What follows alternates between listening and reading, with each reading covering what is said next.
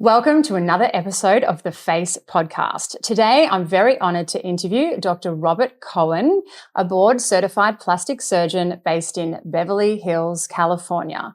He's widely known for his innovative breast and body aesthetic surgical procedures and has a passion for natural-looking results. Dr. Cohen is best known for his signature procedures and has a real understanding of natural beauty. Dr. Cohen has been featured by numerous media outlets, is an international speaker, and has a passion for education in breast and body aesthetic surgery. I'm very pleased to welcome Dr. Robert Cohen. How has the perception of body beauty evolved over the years, especially with the rise in social media? So I think, in the past, people were maybe focused on like more extreme types of surgeries, like more overly done surgeries, and maybe got this impression that that was the way to go. And then over time, I think as surgeries have gotten more nuanced and surgeons have improved in their techniques, the drive has been, at least amongst the top surgeons, towards more natural looking results. And that's really important because really analyzing a patient, understanding their anatomy, making something look that it fits them, not trying to make them look like somebody else or like a picture, is really important.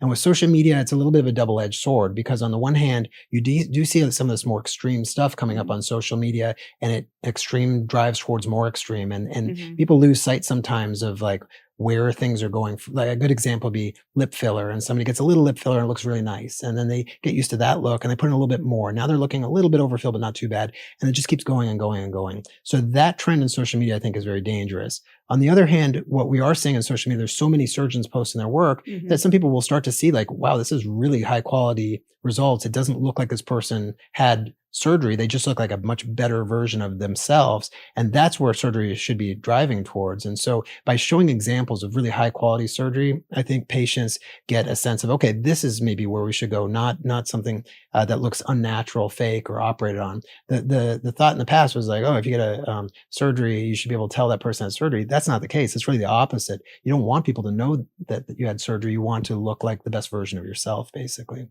I really have found recently content creators, influencers, even celebrities have been much more transparent about their journey with plastic surgery and having procedures, and they're quite happy to post that they've had a facelift or a tummy tuck post-children. Yeah. Has that changed your practice much? Like with people or the consumer have a lot more information these days? Yeah, I think it's a great trend. I think if you look at, let's say, the United States 20 years ago, when I kind of started my practice, there was a lot of like stigma about plastic surgery. People were trying to hide it. They didn't want people to know about it, et cetera. And we always looked at Brazil, and they were like 20 years ahead of us, where people would be out on the beach with their bandages on because they were proud they were able to do something nice for themselves and make themselves feel better.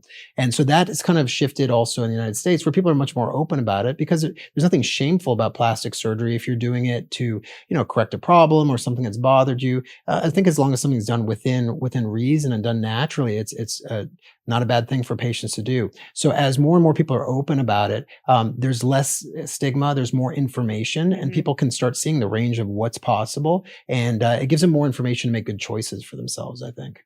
You're a world-leading expert in breast and body aesthetic surgery. I think one of my most asked questions, because I have a demographic of mums that follow and listen along. Yeah, that's my wheelhouse. Let's talk about post-children, breast reduction, Sure, and abdominal surgery. Yeah. So with pregnancy is probably one of the main drivers of patients coming to see me in practice because it creates a lot of damage to the tissues sometimes. And obviously the patients are very happy to have their kids, but they may not feel confident in their breast. For example, the breast sometimes can get droopy or a lot of stretch marks, or, things can change in a way that they're just not comfortable anymore. The abdomen obviously can also get stretched out. And these aren't always just aesthetic issues. They can be functional issues as well. Breast reduction, not always from a pregnancy, but patients with very large breasts can have a lot of back, neck, and shoulder discomfort.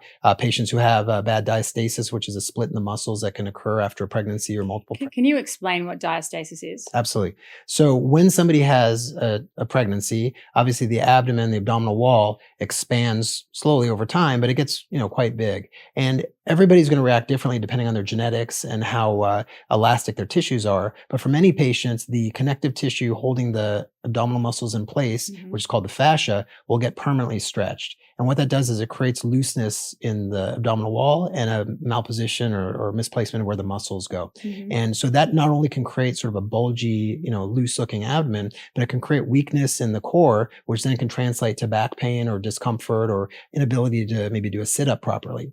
So for patients who've had those kind of issues, sometimes it's a twofold concern that they have. One is that they're not happy with how they look. Some patients, I've had patients who literally maybe look like they have an 8-month pregnant abdomen. Wow. And I had one patient I remember who came in to see me for surgery, and she said every day she was crying because somebody would ask her when she was due. And it was really upsetting for her. And in addition to the not being happy with the appearance, she was having a lot of back discomfort because her muscles were no longer in the right place. So with surgery, I was able to not only correct the muscle layer and put the muscles back in position and tighten the core, but I was able to take care of all the loose skin. So she went for somebody who wore very loose shirts and was extremely self-conscious, wouldn't go to the beach, for sure wouldn't wear a 2-piece bathing suit, and honestly wouldn't even let her husband see her in the bedroom with the lights on. Wow. And after the surgery, she was it was a transformation. Her confidence level is up. She felt so much better about herself, what kind of clothes she could wear, and she felt much more physically comfortable. So,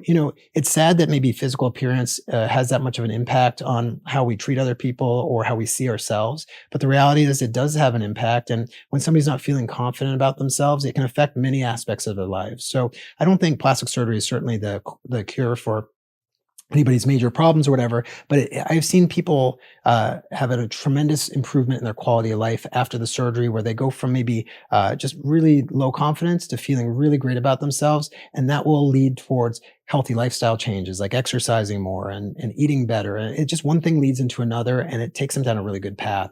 So we're not necessarily saving lives in plastic surgery, but I always think we're really improving lives. And that's really important, I think, for people. I feel like there's a lot of misconception around, breast and body aesthetic surgery as it's like a lunchtime procedure or walk in, walk out. It certainly is not. Yeah. So from, the day you're booked into theatre, you're meeting your anaesthetist, you're about to go into the operating room. Yep. What does that look like? How many days without exercise or weeks before you go back to work as such? Like you said, this isn't a spa treatment. Surgery is real. There are risks to it. And so it's extremely important that safety is the number one priority of any surgeon you're going to. Obviously, high quality results is like a close number 2 after safety. So the recovery and the risks and what's going on will vary widely depending on what kind of surgery you're talking about. So if you're talking about a smaller surgery, maybe just skin level or something, that might be a very quick recovery where you can go back to work in a few days. If you're doing something like a mommy makeover where you're having, let's say, significant breast surgery combined with abdominoplasty, meaning a tummy tuck surgery and some liposuction, that can be a pretty significant recovery. And some of those patients might have a little, significant amount of pain for the first week or two, might need to take a couple weeks off work, maybe they take a month and a half off any serious exercise. So there's a commitment to that.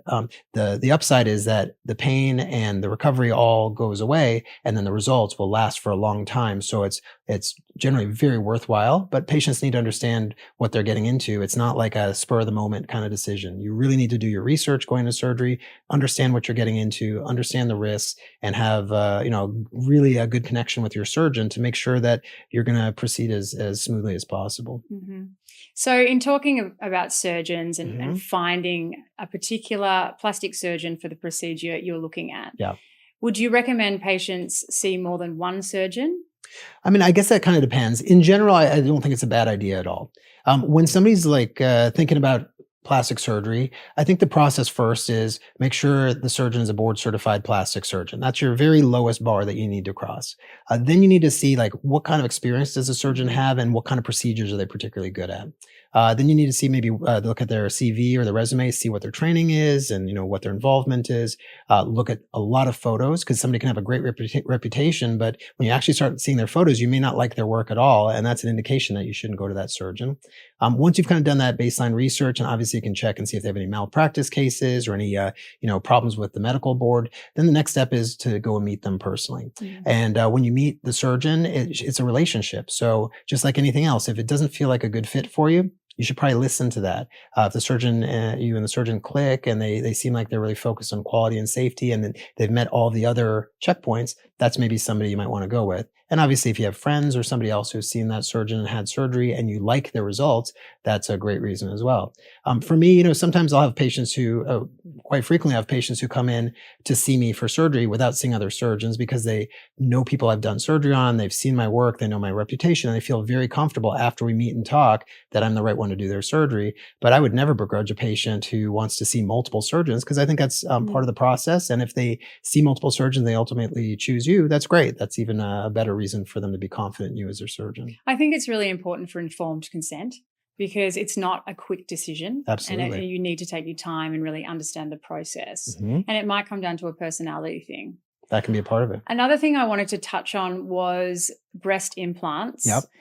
One of the most common things I get asked is, if you get a breast augmentation, when is a replacement necessary? That's a tricky question. I mean, most patients have the idea that every 10 years you have to switch implants out. That's kind of become like a sort of in the vernacular.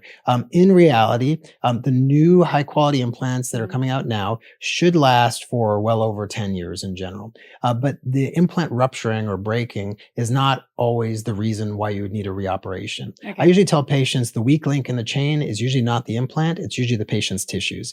Because many patients are not just coming in for, at least people I see, they're not just coming in for a breast augmentation, like they have small breasts with tight skin, they just need more volume. A lot of these patients may have lost volume during a pregnancy, had damage to the skin or weakening in the skin. And when you add volume, that's adding weight to the tissues. In many cases, I'm going to put in a reabsorbable reinforcement mesh to help stabilize the pocket, but things can still stretch or change over time. So patients need to know that when you do implants, it's not a one-time deal in general. It's going to be multiple surgeries over time. How long a period of time depends on the anatomy, depends on what the issues are, depends on how elastic the tissues are. Also, it depends on how big of a size you go with, because the bigger the implant, the more stretch and weight is applied to the skin.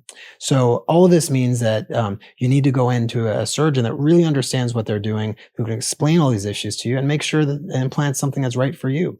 I get a lot of patients coming in for interest in breast augmentation, and when I see them, they may do better with just a breast lift or a breast lift with fat grafting or something. Or the strangest thing to me is when I get patients who are coming in for breast reduction surgery where they have too much natural tissue and back and neck issues, and they're seeing other surgeons who are recommending putting an implant in, which I think is kind of crazy because they already have too much of the natural stuff. Why would you then add a foreign body? I do a lot of augmentation with implants over the last 20 years, but I'm not a surgeon who pushes implants. I make sure that the patient really needs an implant before I put an implant in, because implants do increase the maintenance. And I want, in general, for patients to have the easiest postoperative lifestyle possible. So sometimes the implant is necessary to get them what they need. A lot of times you can get away with other techniques to try to avoid a foreign body when possible. Talking about the fat grafting, there is also a lot of talk about your body just reabsorbs the fat. Yeah. Can we talk about what you retain and where you get the fat from, and where is the best place to get the fat from? Yeah, so fat grafting I think is a great technique. It's kind of become more of a hot topic over the last 5-10 years. When I talk to patients about fat grafting, I always say there's major pros and major cons. So the big pros of fat grafting, it's all natural tissue, which is nice. You don't have to replace it. You don't have to worry about foreign body issues, things of that nature. You also get a bonus of where you take the fat from. Usually people are happier with how that looks. I'd say the flank or love handle area is probably the best area for fat harvest, but it really depends on the patient's anatomy. Areas that are probably most common to be flanks, maybe outer thighs, inner thighs, abdomen, but again, it depends on the person. The downside of fat grafting is the predictability is not the same as with an implant. So if you take an implant and it's 300 cc's and you put that implant in a person, they are now 300 cc's bigger, guaranteed. When you're talking about fat grafting, you don't know exactly how much fat's going to come out with the liposuction. Then you have to process and purify the fat. So then you're going to have less of what came out that's good enough to put back in. And then of the fat that you end up re-injecting, not all of it will stay permanently. And that will vary patient to patient. So, I generally quote patients about maybe 60% will stay permanently. I think that may be a conservative number, but I'd rather have them underestimate.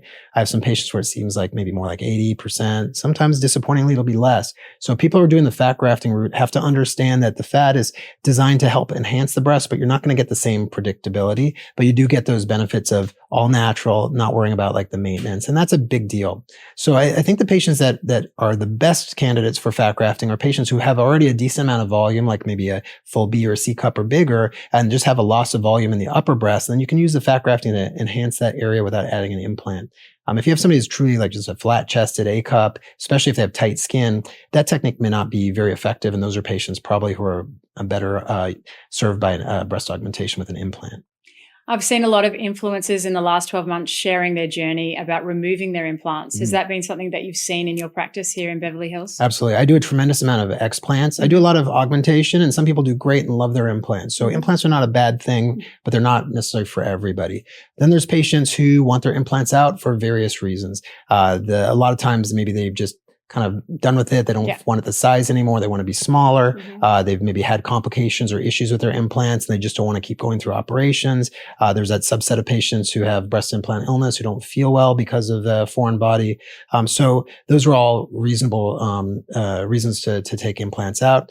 Removing implants is not a simple thing because now the tissues have been stretched and damaged. And so there's a process to how you do that. Sure. A lot of surgeons don't really understand the best way to handle patients who want an explant. And a lot of times it's very important to remove the implant first so that the tissues can shrink and contract. Kind of like after you have a baby, the stomach will do that, but the breast do it at a much faster rate. So generally when somebody wants their implants removed, I'll take the implants out under a local anesthesia, just through a small incision of the breast. It's very easy to remove a silicone implant, or with saline, it's even easier. You just poke an IV into the implant and drain the saline, and you let the breast shrink for about a month or so, 6 weeks maybe, and then you can go back and do a much more accurate reconstruction where the patient can see what they look like, make sure they're okay with that smaller size, and if not, you can always put an implant back in. Sure. And it gives me much better quality tissues to work with, so it's kind of a win-win there. If you're not doing it at stage, you're probably not getting the best results possible with those kind of surgeries. In terms of the surgery where the original implant was put in front of the muscle and it was going to be removed and then put behind the muscle, what's that process look like? Does there need to be an explant for a certain amount of time?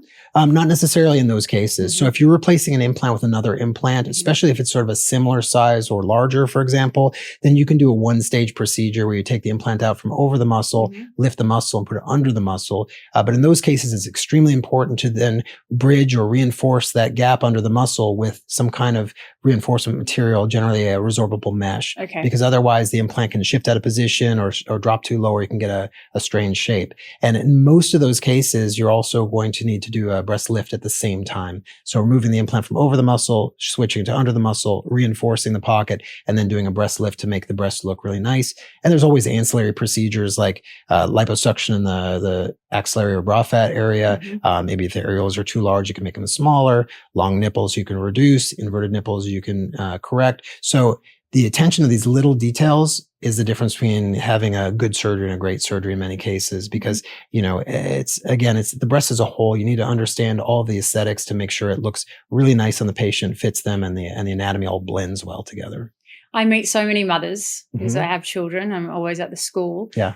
And they know about my podcast and that I work in aesthetics. And one of the number one questions I get is about their daughters that are wanting a breast reduction. Got it. So can we talk about that? Because I know that's a passion of yours. Yeah, breast reduction is probably my single favorite surgery to do.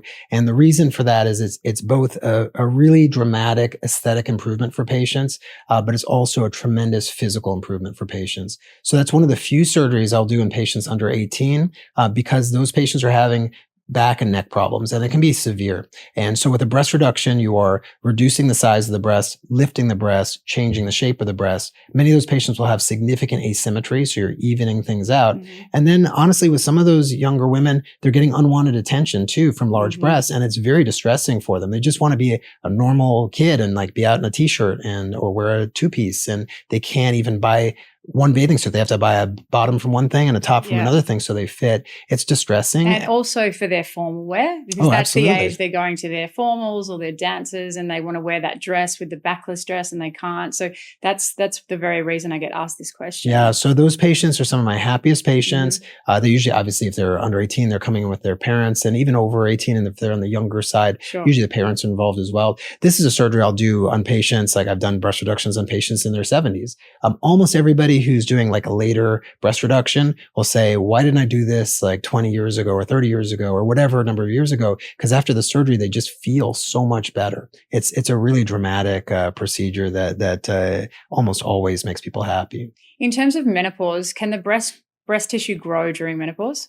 So menopause, pregnancy, hormonal changes, that can affect the breasts in different ways for different people. So some patients will get what's called involution, where the breast will shrink and get droopier. Other people, the breast will grow. That can also cause them to droop as well. So yeah, there's a lot of things that can kind of change or weight gain, weight loss. All those things can change the breast size. And so sometimes maybe patients were totally happy with their breasts at a certain age, and then all of a sudden, they're not anymore. And surgery is usually the only way you can truly correct that kind of a problem. So you're at the top of your field.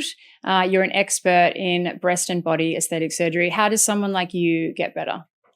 So I think if you're a good surgeon, you're constantly wanting to improve. So I would say I thought I was really good coming out of the gate, my early years. But if I look back on what I was doing then and what I'm doing, 20 years later, obviously it's a quantum leap from where I started. So what you're doing as a surgeon, if you're sort of focused and really interested in getting the best results, is constantly analyzing what you're doing and trying to improve.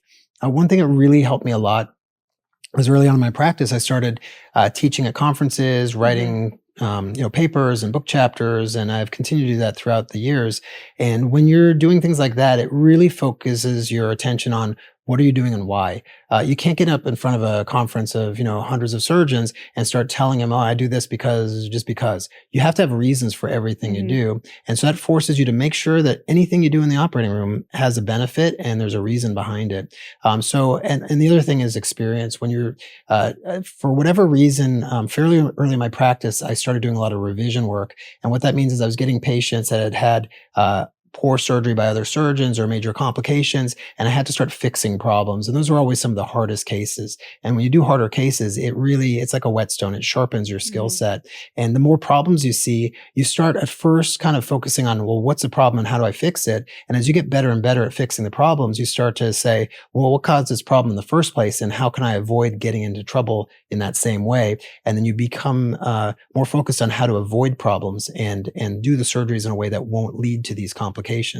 One thing I would say is that the best surgeon in the world, in the best circumstances, can still get a complication. So if you're going to have a surgery, it doesn't mean that there's nothing that could go wrong, even in the best hands. So patients need to understand that, like, having a surgery, it's like getting your car and driving somewhere. Most likely you're going to do fine. There's always a chance you can get in an accident. With surgery, we're dealing with humans, human tissue, biology, things can happen. So the key there is you want a surgeon that, number one, is going to put safety first and understand how to minimize your risk of complications.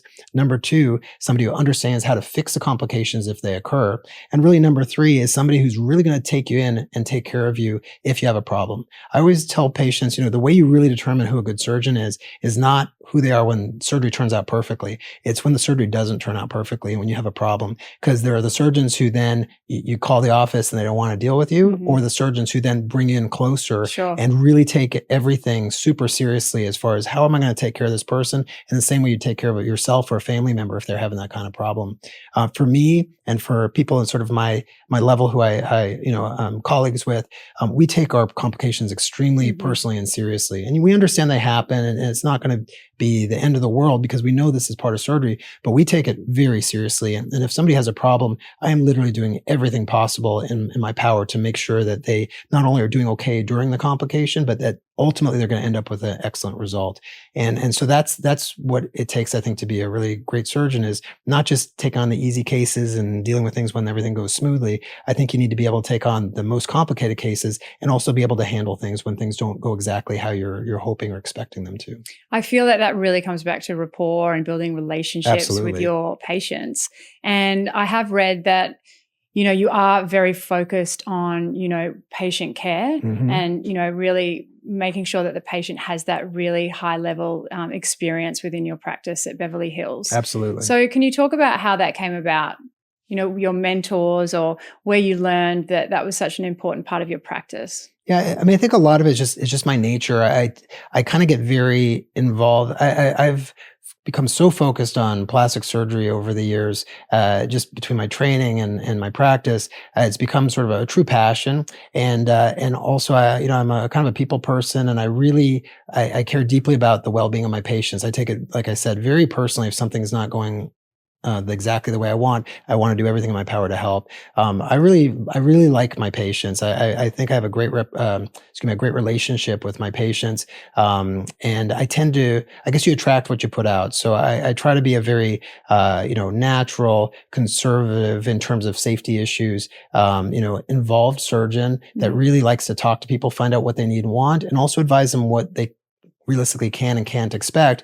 And I tend to get a lot of patients who are very educated, who have done a lot of research, who kind of know what they want, but are also sort of reasonable. I don't get these people coming in with crazy pictures saying, I want to look like this. I get patients who already, by having watched me on videos and podcasts and been to my website and been to my Instagram feed, they kind of understand what my personality is about. And if they don't really match that, I'm assuming they probably go somewhere else. So the people I'm getting in are people I really enjoy working with. It's a two-way street. So the patient needs to feel comfortable with the surgeon. Surgeon needs to be feeling comfortable with the patient. And you have to feel like your goals are in alignment. And once that happens, then it's a surgical relationship and you can proceed to the operating room.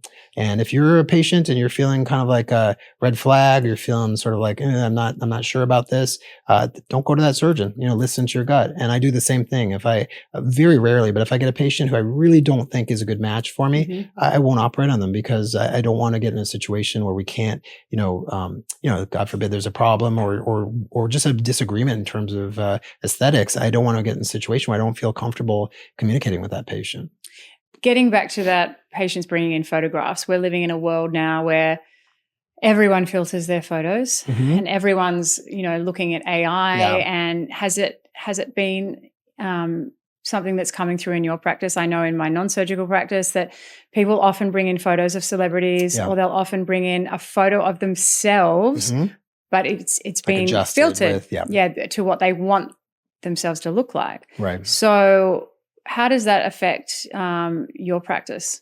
I mean, thankfully for me, I very rarely have these kind of issues. As I said before, I think I kind of, just by nature of who I am and what I've put out in the world, I think I sort of pre-screen patients who they realize that's not my thing. But I do think it's just a big problem in general. I think the fact that people are seeing themselves in these filters, I think a lot of it started during COVID, where people are spending a lot of time just with nothing to do and looking at themselves.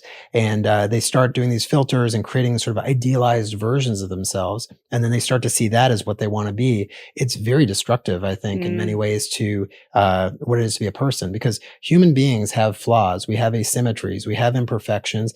That's not a bad thing. That's what makes us, people and unique and individuals. You don't want sort of a homogeneous, everybody looks like the same fembot kind of thing. Now, obviously, we're trying to make everybody sort of the best version of themselves, but there's a limit. And if you try to exceed that limit, I tell patients, if you're shooting for perfection, you're just never going to be happy, because there's no such thing as perfect. We're just trying to shoot for the best that we can get for who we are. And then once we get there, just try to be happy with that and focus on other parts of your life that don't have to do with maybe appearance. So it's really sad when I see like the AI and the filters becoming almost obsessive. I think the people that are going to be the most susceptible to it are the kids and the younger people, where they're really growing up in this era.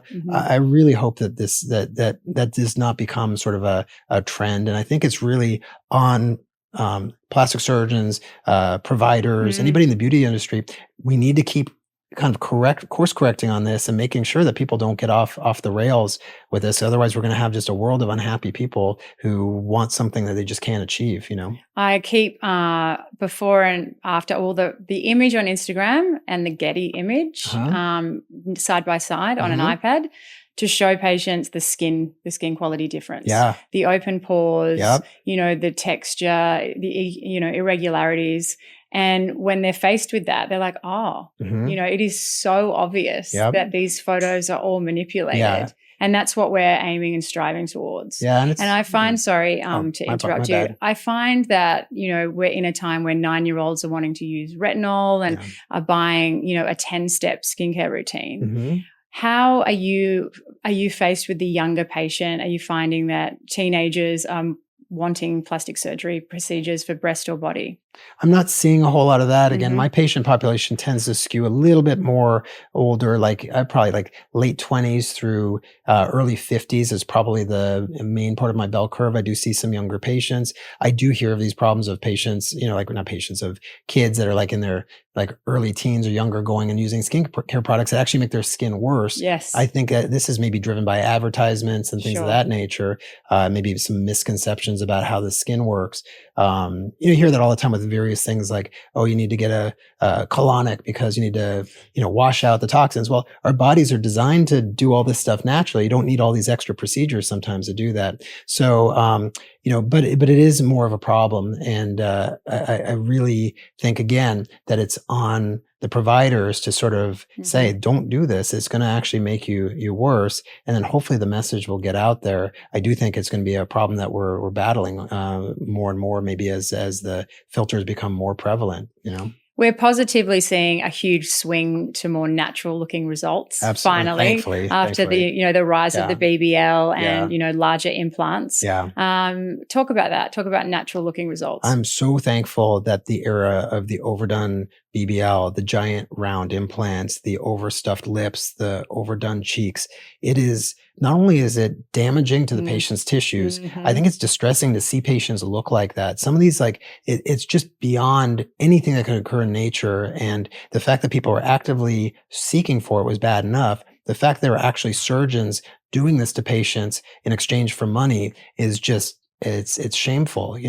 There is a point where you tell a patient, this is not appropriate for you. And you have to stay firm with that. And I tell patients sometimes, it's not very often, but I'll get some patients who are really seeking maybe something that I don't think is right. And I'll tell them, I guarantee you shop around enough, you will find somebody that will do the surgery for you. And it's going to be a bad idea. You're going to create permanent damage. You're going to regret it. And it may not be completely reversible. So I am so thankful that at least in general, it seems like the trend is going back towards natural, something that fits the proportions, something that's based on anatomy. There's still a lot of outliers and still a lot of bad surgery being done, but at least the trend is back towards going natural. That's always been part of my aesthetic and something very important to me. And I've talked about it when I talk about different surgical things at meetings and stuff. And I'm really glad to see that that is becoming more the goal of patients, thankfully. Boys have breast tissue too, and men, and it's not something I've actually talked about on my podcast before, but something you are passionate about also, which is gynecomastia. Absolutely. Can you talk us through that for our listeners? Yeah. So we were talking about like the shame of plastic surgery and most people are feeling comfortable with it. That's one of the last bastions of people who are very, very ashamed of what's going on. Unfortunately for men, anything that makes them feminized, if they're sort of like a masculine male, they're going to get teased a lot by their, friends or colleagues. And it's not just kids that are doing this. I see adults who are taking a lot of, teasing from other people. It's devastating. And you can't imagine the kind of psychological impact that it has on some men, to the point where they will not take their shirt off and they won't even go to the beach, or they won't get in the swimming pool, or they won't do activities because they're so self-conscious. It's one of those areas that's really bothersome. Now, gynecomastia, for people who don't understand, is generally two different tissue types in the male chest. One is fat, usually diet-resistant fat, which is the last area to shrink when they lose weight. And the other is glandular tissue, which is this rubbery dense breast tissue. It very commonly develops during puberty in men and most often goes away, but sometimes doesn't. And there can be a genetic component to this as well. So thankfully, the surgical correction for this is relatively straightforward. I generally do just a small incision just at the bottom of the areola, very, very narrow. And through that, I'll do liposuction to remove the fat, and I'll do direct glandular tissue resection to remove the excess glandular tissue. And that usually will flatten and masculinize the chest. And then, often the areolas might be a little large, and those usually will get smaller as the tissue is removed. When I tell you some of the most impacted patients I've seen from surgery are some of my gynecomastia surgery patients. I remember I had one patient who was as an adult, he was in his 30s.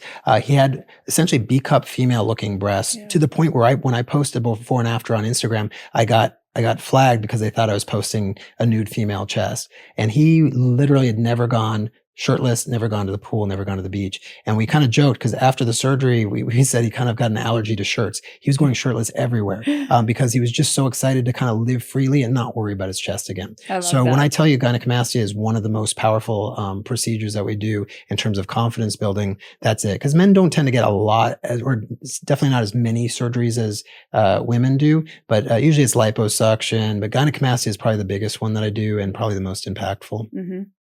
There's a really, really fine line between enhancing a patient's body and keeping their individuality. Is this something you've come across in your practice? I always say plastic surgery shouldn't be a cookie cutter kind of procedure.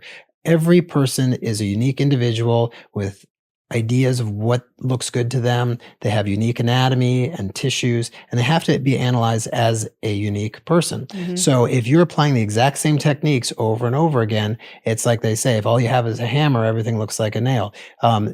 The surgery should be appropriate for the patient. So sure, there's some general ideas of what people all kind of like, but there's variations there, and everybody's body's a little bit different. Mm-hmm. So I think really when you go into surgery, you should be kind of open-minded about not looking exactly like somebody else, but looking like the best version of yourself. You can use other people's appearances as maybe inspiration for which direction you're driving towards. Like some people like a fuller breast, some people like a smaller breast. Almost everybody likes a perkier breast, for example. But you don't necessarily want to be exactly like somebody else. And I do think that with certain things, like a lot of facial stuff, we've seen like everybody almost morphing into like the same kind of look with overfilled, cheeks and lips. And everybody just looks like a clone of everybody else. One of the things that makes humans interesting is that everybody's a little bit different. So I would say it's a balance. Kind of rejoice in your uniqueness and your individuality. Make some adjustments if you feel less confident and you think that would make you feel better about yourself, but don't overdo it. And it's all about balance. Everything is about balance, moderation in life. I think that's the best way to live. And if you push too extreme, I think you get into trouble and maybe may not be as happy later. You have such a passion for education. When are we seeing you back in Australia? Oh, back in Australia, yeah. I was there before COVID. I had a great time over there doing some instruction on fat grafting. I would love to get back there, hopefully sometime soon. Sydney is probably one of my favorite cities in the world. Melbourne was beautiful. It's a great place. So yeah, and the people there are amazing. So I don't know when I'm going to be back. I have some really good friends. I know you're going to be speaking with Michael Moroshnik, who's another amazing breast surgeon. In the next few weeks. We really appreciate each other's work, and I love what he does. So I hope to get out there. I keep talking about coming out to visit him at some point. So I don't know when, but hopefully sometime soon. And what's next on the horizon for you? Just continuing to do what I do, keep improving my techniques, trying to take care of as many patients as possible. In a couple of days, I'm going to be flying to Scottsdale, Arizona, where my other practice is, to be speaking at a Experience Insights meeting on.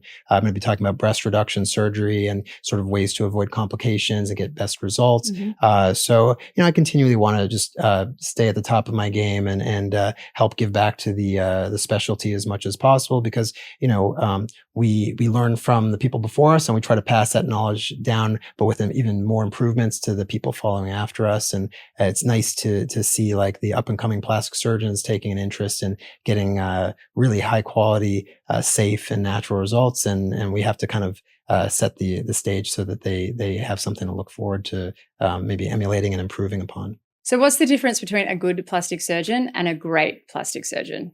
So I think there's a few things that really determine what's the difference between those two things. So to be a truly great plastic surgeon, I think you need a few things. Number one, extreme attention to detail. It's not just about getting an okay result. It's all the little things beyond just the main surgery that you need to focus on in order to achieve a really synthesized, beautiful, natural result. The other thing that I think is really important is kind of a combination of innate skill, artistry, and understanding the mechanics. So, you can, like, for example, with a musician, you can take a musician, somebody who wants to play music, who just doesn't have a very natural ear for it. They can take a lot of lessons and get pretty decent on the guitar or whatever, but they're never going to be truly great because you have to have some of that innate ability. I think with plastic surgery, there is kind of the same thing. You have to have an artistic eye.